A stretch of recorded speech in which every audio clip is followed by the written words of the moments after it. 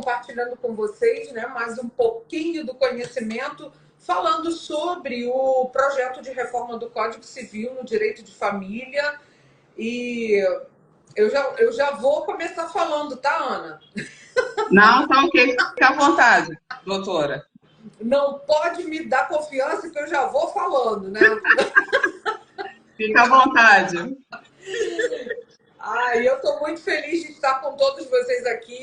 Muito bem-vindos. Vamos falar sobre esse projeto que está em votação, né? E nós vamos conversar sobre alguns pontos dessa reforma que está por vir.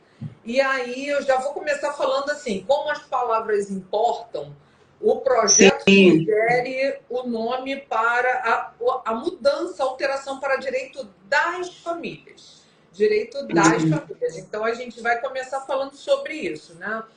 E aí, nós vamos falando um pouco, né, sobre cada mudança que está para acontecer. Muito bem-vindos aqui, meus alunos queridos desse semestre. Léo já foi meu aluno, olha, há muitos anos, né? Há quanto tempo, né? Muito tempo. Eu sou muito feliz por ser professora, porque é uma coisa que, assim, algo que eu tenho muito amor pela educação e pela docência. Isso é sensacional, né? Essa semana a gente estava em Brasília com os alunos do Recreio Barra e Nova Iguaçu. Foi sensacional e até convido, né? Quem quiser, vai lá no meu Stories e clica lá no grupo para entrar no grupo. Pessoal de Queimados também, todos convidados para a gente participar. Os ex-alunos também, tá? Pois é, olha, todo mundo aqui. A Amanda também, alguns semestres atrás. Muito bem-vinda, Amanda. Primeiro ponto que a gente vai falar é a questão do fim da separação judicial, né, que já o STF já se pronunciou pelo fim da separação judicial, por conta até da emenda constitucional número 66 de 2010, que alterou o parágrafo 6º do artigo 226 da Constituição Federal, que prevê que o divórcio pode ser realizado sem prévia separação judicial. Então, no novo Código Civil, isso já vai estar nas leis, porque se a gente abrir o Código Civil, ainda está lá a separação judicial e a discussão sobre culpa, que é algo que foi abolido pelo STF, será abolido pelo novo Código Civil. Quando um casamento termina, não é culpa de ninguém. É responsabilidade de ambos os cônjuges. E aí a gente tem que medir qual é a parcela de responsabilidade de cada um, né? Então, não, essa palavra culpa vai ser afastada em relação à questão do término do casamento. Então, isso é um primeiro ponto que a gente vai mencionar. Termina, portanto, a separação judicial. Porque antes, né, no Código de 16, era necessário fazer, até mesmo na vigência do Código de 2002, fazer primeiro a separação para depois fazer o divórcio. Mas com a emenda de 2010, isso já havia terminado. Não havia mais essa necessidade. Então, não vai mais haver separação judicial. Outro ponto vai entrar também no Código Civil as famílias recompostas, que é algo que é da sociedade, né? Por quê? Porque as pessoas se casam, elas divorciam e têm o direito de refazer suas vidas. E a gente nunca vai recomeçar do zero, né, Ana? A gente vai recomeçar da experiência que a gente teve. E aí, por isso que é importante essa visão também das famílias recompostas, visando a questão da família, do vínculo socioafetivo, porque aquela pessoa vai reconstruir sua vida, vai casar com outra pessoa que já tem filhos dos relacionamentos anteriores, e aí ficam os meus, os seus, os nossos, e tá tudo bem. O importante é ser feliz e a gente procurar melhorar a cada dia. Então, a família recomposta é outro ponto que vai ser também focado aí no novo Código Civil. A habilitação do casamento vai ser mais simples, porque o casamento é um ato solene. No Código Civil de 2002, a gente tem 2 atos que são os 2 atos mais solenes do ordenamento jurídico, que são o casamento e o testamento. Tá? Então, são dois atos mais solenes do ordenamento jurídico brasileiro, estão no Código Civil e no Direito das Famílias. Então, isso vai desburocratizar a habilitação do casamento. Já, os proclamas já alteraram de 15 para 5 dias pela Lei de Registros Públicos, vai continuar sendo assim. Só para contextualizar, os proclamas são a segunda fase do casamento. Primeiro é a habilitação, e a gente leva a documentação. Segundo são os proclamas, que é a investigação para ver se existe algum impedimento para casar ou causa suspensiva. E depois tem a celebração e depois tem o registro para que essa pessoa, portanto, altere o seu estado civil para estado civil de casado. Né? Então, isso vai alterar também. União estável, que já está prevista no nosso Código Civil, que a união estável é muito similar ao casamento, né? E até, Ana, eu coloquei errado ali na minha postagem, eu convidei a Estácio Queimados, e não Direito Queimados, né? Porque eu vou mandar esse material todinho, completo, para todo mundo que curtir lá, curtir a publicação e colocar lá. Eu quero. Se você colocar o print da live lá no Stories e me marcar, tá? Me marca aqui, é só clicar aqui nessa setinha e você passa a me seguir. E aí você me marca que eu vou sortear um livro, tá? Um livro que eu coordeno com os meus queridos alunos de publicação de artigo e TCC, que é sensacional também esse projeto, né? Então, só coisa boa, né, Ana? Que a gente está anunciando aqui. Exatamente. Então, e até aproveitando aí, né, doutora Ana, não querendo lhe interromper, mas fazer aqui uma menção como a senhora é uma escritora, né, assim, de várias obras, entre elas Reflexões Femininas, né, uma belíssima obra aí de grande projeção, de relevância social, a qual quero agradecer publicamente aqui de já ter, né, sido convidada em participar de uma de suas obras e uma sequência. Então, assim, a senhora é uma escritora, né, nata, e sempre divulgando e compartilhando com a comunidade acadêmica o melhor, né, o mais contemporâneo do direito. Com certeza, Ana. Então, eu tenho esse projeto de publicação de artigo e TCC e, paralelamente, tenho reflexões femininas e reflexões masculinas, que são projetos sensacionais também, para dar voz e vez a todos, a todos. Então, fiquem ligados aí, tá? Vamos lá, prosseguindo, né? Porque a gente está fazendo uma live mais acelerada. Sim. Regime de bens, pessoal. Regime de bens, a gente tem comunhão parcial, comunhão universal, separação total, separação obrigatória e participação final nos aquestos. Hoje, vigendo, tá? Separação obrigatória e participação final nos aquestos vão cair. Eles não vão mais estar vigendo no próximo Código Civil, né? Então, vão ser eliminados esses dois regimes de bens. Então, vai continuar comunhão parcial, comunhão universal, separação total. Não vai haver mais a separação obrigatória. E a comunicabilidade patrimonial também, ela continua sendo a mesma, né? Porque na comunhão parcial de bens, que é um regime que vigora desde 1977 no Brasil, quando veio a lei do divórcio, é um regime que deu certo, porque ele privilegia o esforço comum. Então, só se comunicam os bens que forem adquiridos onerosamente na constância do casamento. E aí, tudo que eu comprar, isso vai partilhar, mesmo que seja em nome de um dos cônjuges. Agora, cuidado aí que loteria, Mega Sena, sorteio, isso se comunica, tá? Por quê? Porque tá dentro, é fato eventual, né? E se a gente está com alguém e a gente está tendo uma ascensão profissional, pessoal, espiritual, essa pessoa está contribuindo. A gente só não pode ficar com pessoa âncora, né? Que tem aqueles âncoras que, meu Deus do céu. Então não dá. Então, se alguma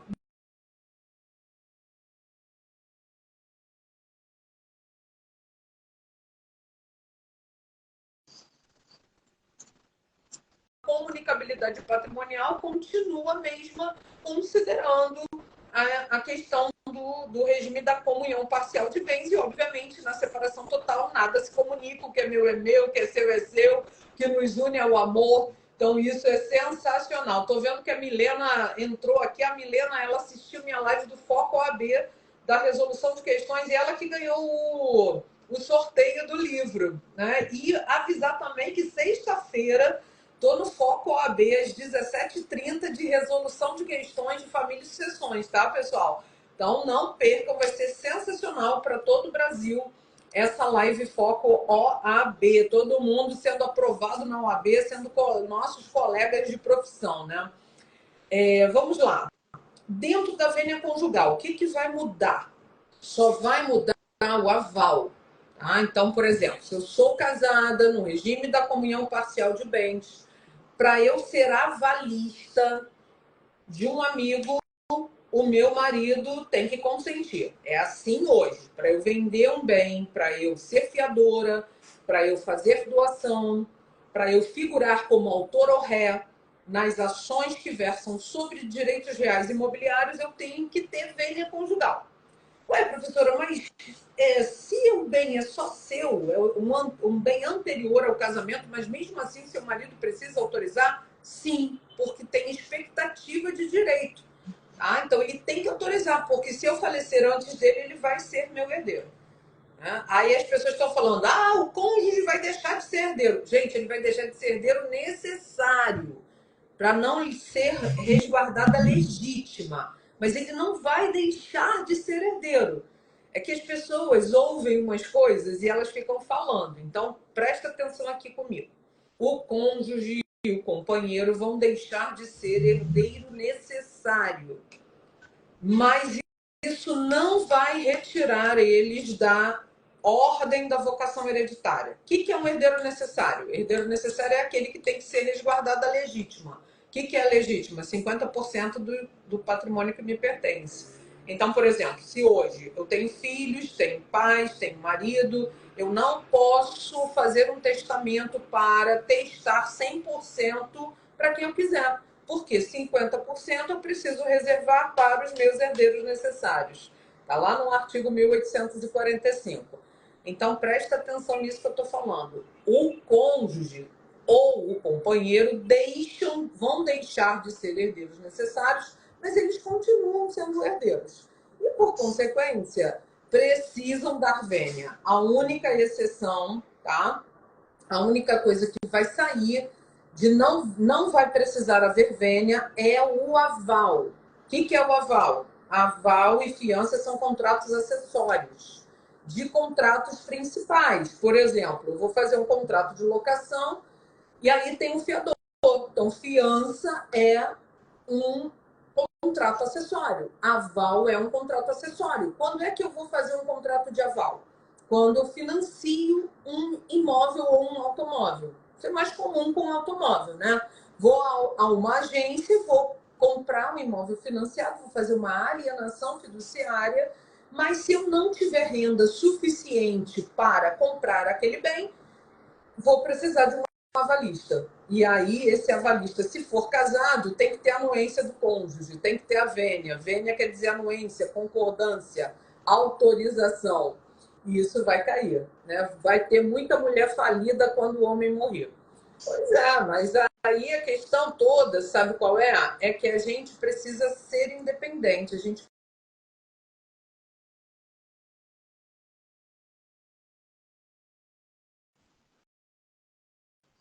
As mulheres serem femininas.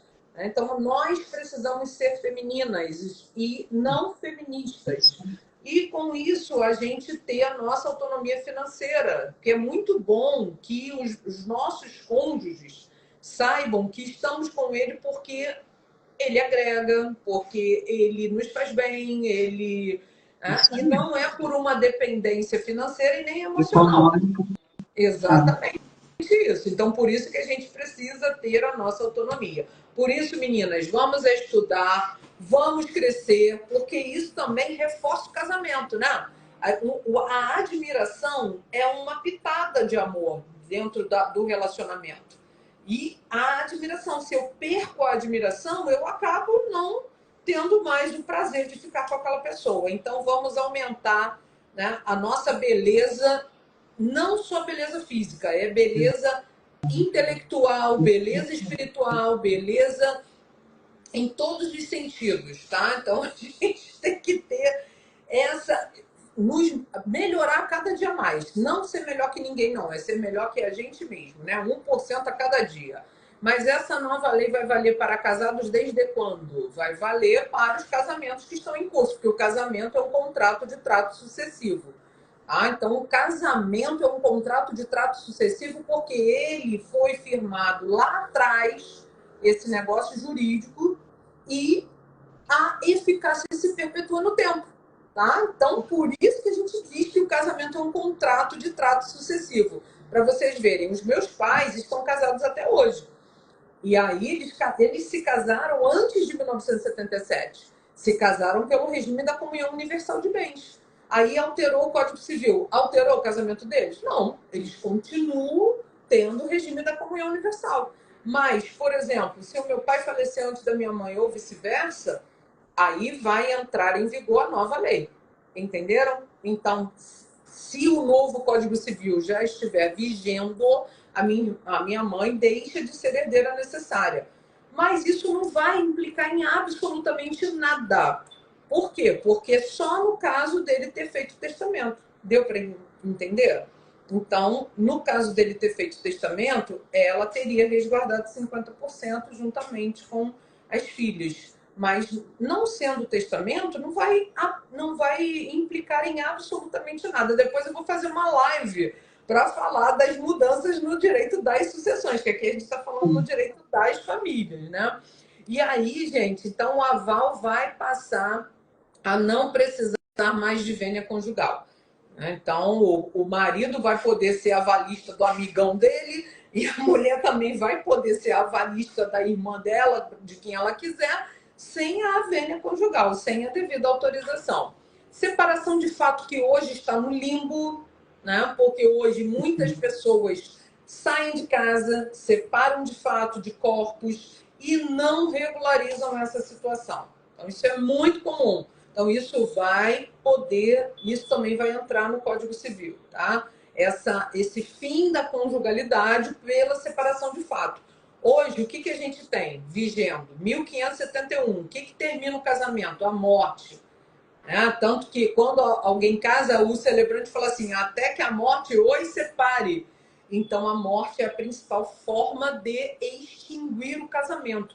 Aí tem a anulação, a anulabilidade, o divórcio e a separação judicial. A separação judicial vai cair e entra a separação de fato. Por exemplo, hoje, quando eu vou orientar o meu cliente para fazer uma declaração, um termo de declaração de união estável ou uma escritura pública de união estável, ele pode ser casado no papel, como as pessoas falam, né? Mas se ele estiver separado de fato, não temos como aprender com uma explicação tão bem dada. Muito obrigada, meu amor. Isso é bom, né? A facilidade de ensinar, né? Então, isso é muito bom. Muito obrigada. E aí, o que eu estava falando, né? Quando eu vou orientar o meu cliente a fazer um termo de declaração de união estável ou uma escritura pública de união estável, eu coloco lá a declaração de que ele é casado no papel, mas está separado de fato, sob pena de responder todas as questões civis e criminais em relação a isso, para evitar o quê? A bigamia. Então, a separação de fato vai entrar também como um dos pontos de terminar o casamento, de término ou de dissolução da união estável ou do casamento. Divórcio unilateral, que isso também já é algo que eu defendo, né? Porque quando as pessoas se casam, porque elas querem, mas basta um querer divorciar, que o divórcio vai ser feito, porque divórcio é direito potestativo. O que quer dizer isso? Direito potestativo. O outro está sujeito à minha vontade. Se eu falar, eu não quero mais ficar casado, e o outro falar, mas eu quero ficar casado porque eu faço o que eu aconteço. Não adianta, porque o outro não quer.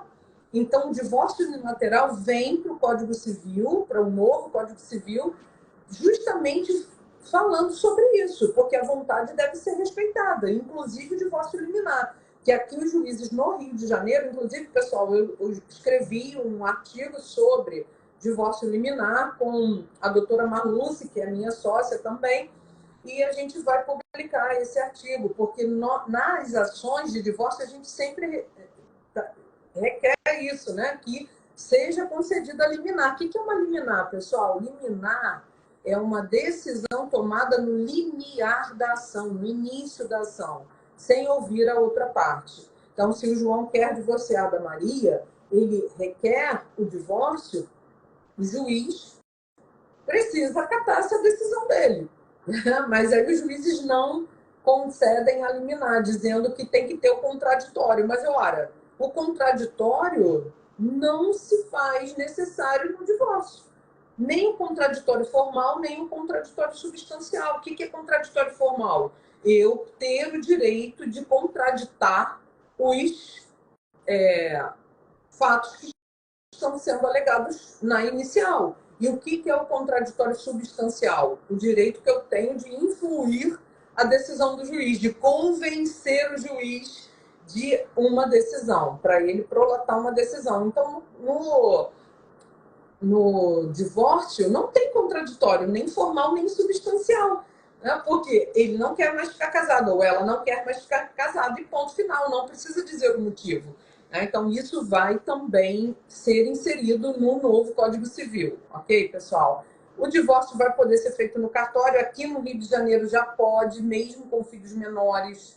Tá? Então, atenção, pessoal. Depois, quem quiser também me coloca lá na postagem que eu fiz da live de hoje, que quer também o Código de Normas, porque o Código de Normas do Rio de Janeiro, o que é o Código de Normas? Né? O Código da Corregedoria de Justiça. Porque o extrajudicial está muito forte aqui no Brasil inteiro, né? Porque ninguém aguenta mais o judiciário, a morosidade do judiciário. Então, o que a gente puder tirar do judiciário, levar para o cartório, melhor.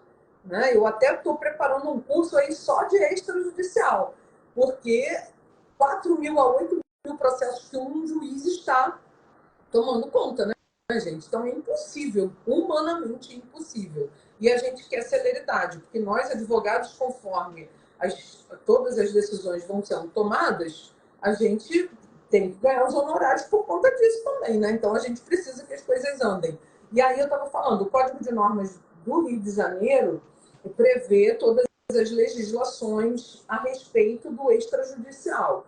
Todos os cartórios estão submissos ao Tribunal de Justiça. Então, o registro de imóveis, o registro de títulos e documentos, o RCPN, que é o Registro Civil de Pessoas Naturais, e o tabelionato de notas estão submissos ao Tribunal de Justiça. Só que esses tribunais, eles têm um código específico, chamado Código de Normas.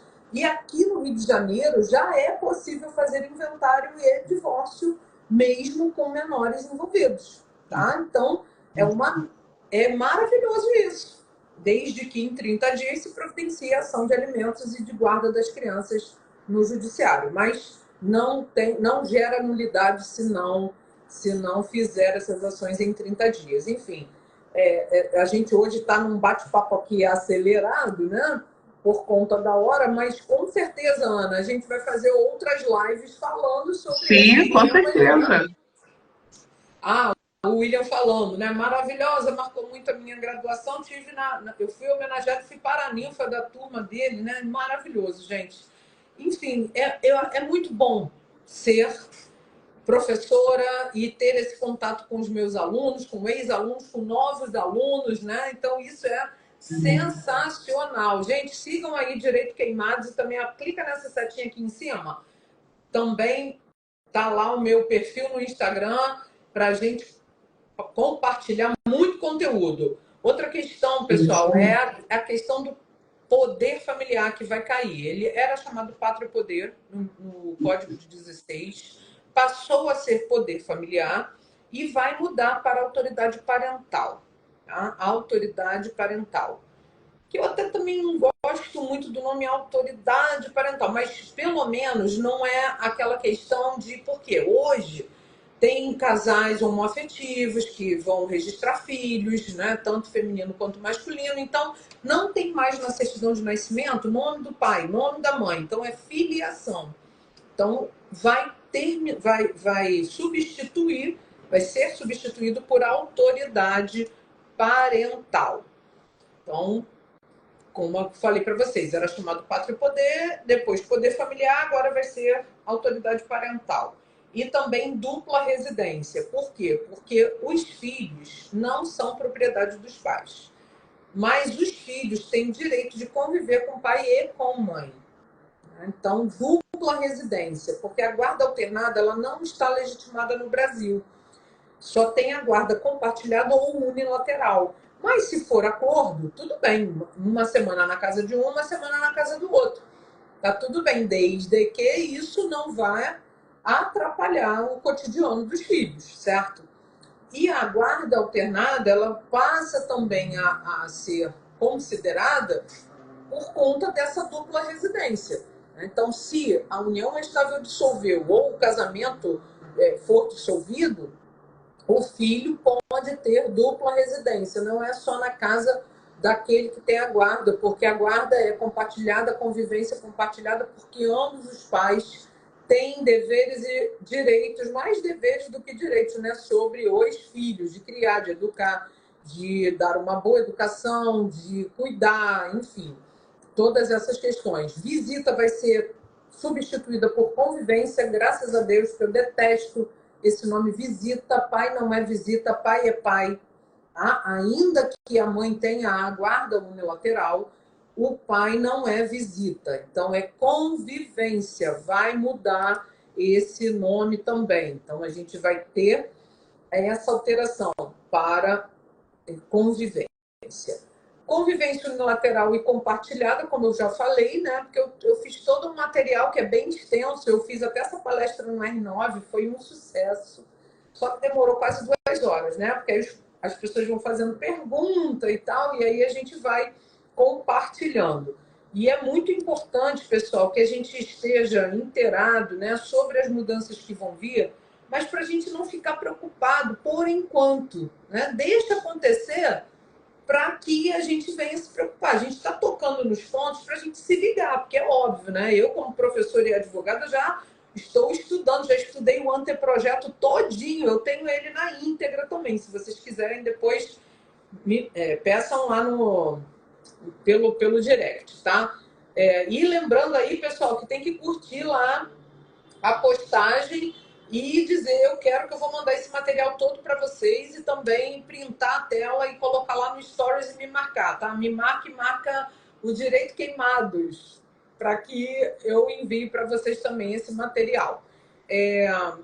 O descumprimento dos deveres parentais, né? Isso é muito complexo também, porque o pai deixa de dar educação, de dar uma boa criação para os filhos, ou amor, afeto, carinho. Isso tudo é muito complicado. Isso vai ensejar responsabilidade civil, né? Porque, mas amor não pode ser monetizado. Não é a monetização do amor e do afeto, mas é o dever de cuidado que deve ser respeitado. Porque quem não quer ter filho, quem não quer cuidar, não era para fazer nem aquilo que faz para ter filho, né? Então a gente precisa ter isso em mente. Se teve o filho, o dever de cuidar, ele vai ser inerente a esse encargo de pai e mãe, né? Porque é um munus público. Olha o que a lei fala. Ser pai e ser mãe é um munus público. O que quer dizer isso? É um braço do Estado. Munus público, função pública. Tem noção disso? Por isso é que tem pai e mãe que são destituídos do poder familiar. Por quê? A função de pai e de mãe é uma função pública, porque se o pai ou a mãe estiverem desrespeitando os deveres como pais, essas crianças serão institucionalizadas, né? E serão colocadas para adoção. A gente sabe disso. Bom, gente, tem muita coisa para falar para vocês, né? Mas eu tô com o meu horário contado, porque eu vou sair, vou dar aula no Tom Jobim hoje, né? Passamos a semana em Brasília.